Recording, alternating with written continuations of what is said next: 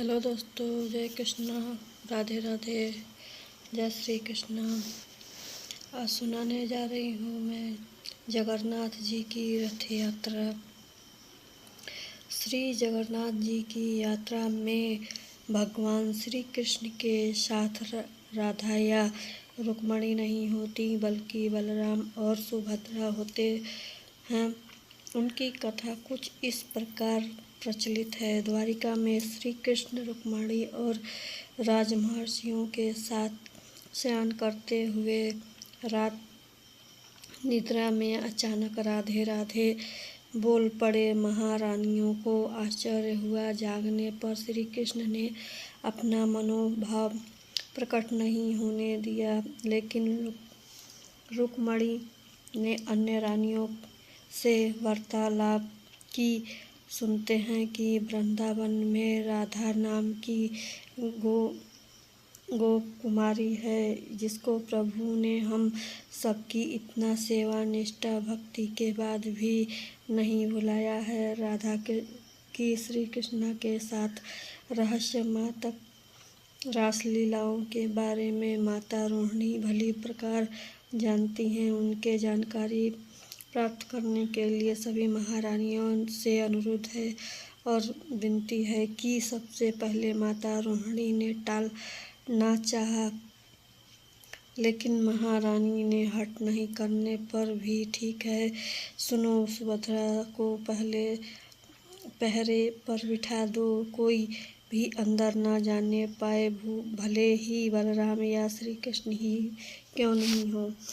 माता रोहिणी की कथा शुरू करते हैं कि श्री कृष्ण और बलराम अचानक अंतपुर की ओर आते दिखाई दे रहे थे। सुभद्रा ने उचित कारण से बताया कि यह पर रोक लग गया है, अतः पुनः कृष्ण और राधा की रासलीला का वार्तालाप श्री कृष्ण और बलराम दोनों को ही सुनाई दी थी। उनके सुनने से श्री कृष्ण और बलराम के अंग अंग में अद्भुत प्रेम का रस उद्भव होने लग गया। साथ ही सुभद्रा भी भाव की विचलित होने लग गई। तीनों ही ऐसी अवस्था में ही पूरे ध्यान से देखते हुए भी किसी प्रकार से हाथ पैर आदि स्पष्ट नहीं दिखाई देते। सुदर्शन चक्र विकल्प हो गए, उसके लंबा सा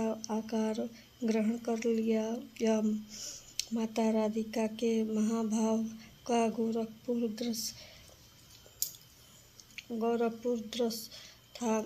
अचानक नारद ने आगमन ने वे तीनों व्रत हो गया। नारद ने श्री कृष्ण से प्रार्थना की कि हे भगवान, आप चारों ही जिस महाभाव मेलिन मूर्ति रूप में दर्शन किए हैं और वह सामान्य जनों के दर्शन हेतु पर पृथ्वी पर सदा सुशोभित हो रहे हैं, प्रभु ने तथास्तु कह दिया है। कहते हैं कि यह राजा इंद्र धनुष को जो सब परिवार नीलचंद सागर उड़ीसा के पास रहते हुए थे, यह समुद्र में एक विशाल काय कष्ट दिखाया। राजा के उसी विष्णु मूर्ति का निर्माण करने के लिए निश्चित कर दिया था। बुद्ध बड़ाई के रूप में विश्वकर्मा जी स्वयं स्तुति हो गए। उन्होंने बनाने के लिए एक शर्त रखा कि मैं जिस मूर्ति को बनाऊंगा उसी मूर्ति को पूर्ण रूप में बन जाने का कोई न आए। राजा ने इसे मान लिया और जिस जगह पर श्री जगन्नाथ जी का मंदिर है, उसी पास के एक घर के अंदर मूर्ति का निर्माण कर दिया गया। राजा ने परिजनों से कहा कि यह न कि यह बुद्ध बढ़ा कौन है।